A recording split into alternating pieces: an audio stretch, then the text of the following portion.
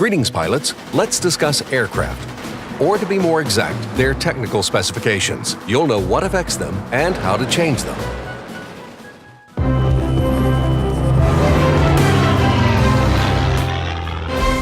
In your hangar, you will see main specifications for each aircraft: durability, firepower, speed, maneuverability, and altitude performance. These statistics become clear with numbers. The more, the better. But what do the horizontal marks below the numbers mean? They show how the parameters of an aircraft compare with other aircraft of the same tier. For example, the Arado AR-80 in its top configuration has a speed value of 388. Graphically, the value is displayed as 4.5 marks. Look at its counterpart, the Tier 3 Soviet fighter I-16, early mod.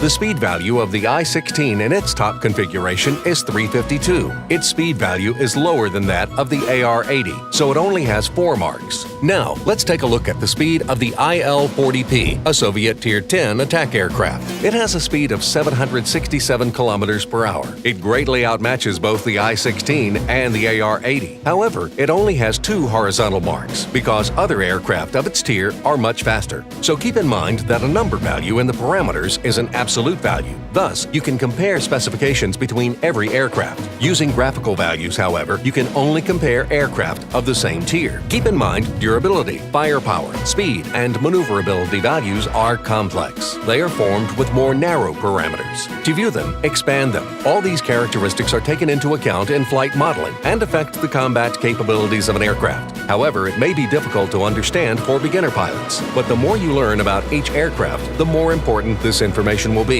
It will help to analyze aircraft's pros and cons more precisely. Let's compare the I-16 late model and the Focke-Wulf FW-57. In its stock configuration, the speed value of the German heavy fighter is lower. You may think that this aircraft won't be able to break away from the I-16. However, let's take a closer look at the detailed parameters. You can see that the maximum dive speed value of the FW-57 is greater, so it can easily break away when diving. It would be hard to compare the specific features of these aircraft and develop in-battle tactics for them without knowing this additional information. Let's take a look at the altitude performance characteristic. It shows at what altitude an aircraft performs optimally. If your altitude performance is greater than of the other aircraft of the same tier, it makes sense to attack enemy aircraft from above using boom and zoom tactics. If your altitude performance is low, you should fly closer to the ground. You can change an aircraft's specifications by mounting new modules and equipment onto it. To see what you can upgrade, choose an aircraft from your hangar and open the Upgrades tab.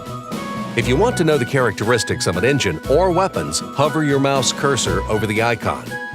You can also right-click on the icon and choose Information. If you left-click on a module icon, you will see that the length of horizontal marks will change, and numbers will appear next to the numerical values of the aircraft's main specifications. They show how specifications will change after you mount this module. Green numbers mean specifications will improve, while red numbers mean they will decline. Mounted modules are marked with yellow check. You can research new modules by spending experience you earn in battles on a particular aircraft. As soon as you have earned enough experience, click on the module and then click Research. To mount a newly researched module, you will need to purchase it first. If you have enough credits, left-click on the module and then click Purchase and Mount. The old module will be moved to the depot and the new one will be mounted. Sometimes you need to research a new airframe first in order to mount a new engine or autocannon. Arrows in the scheme will show the sequence of researching modules. Before you sell an aircraft, make sure you are not going to use any modules mounted on it in the future. If you are, replace them so you do not have to purchase them again.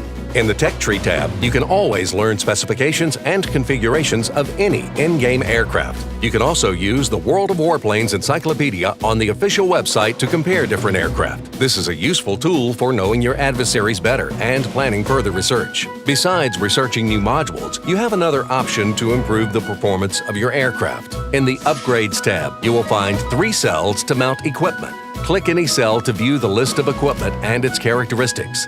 These lists vary depending on aircraft tier and type.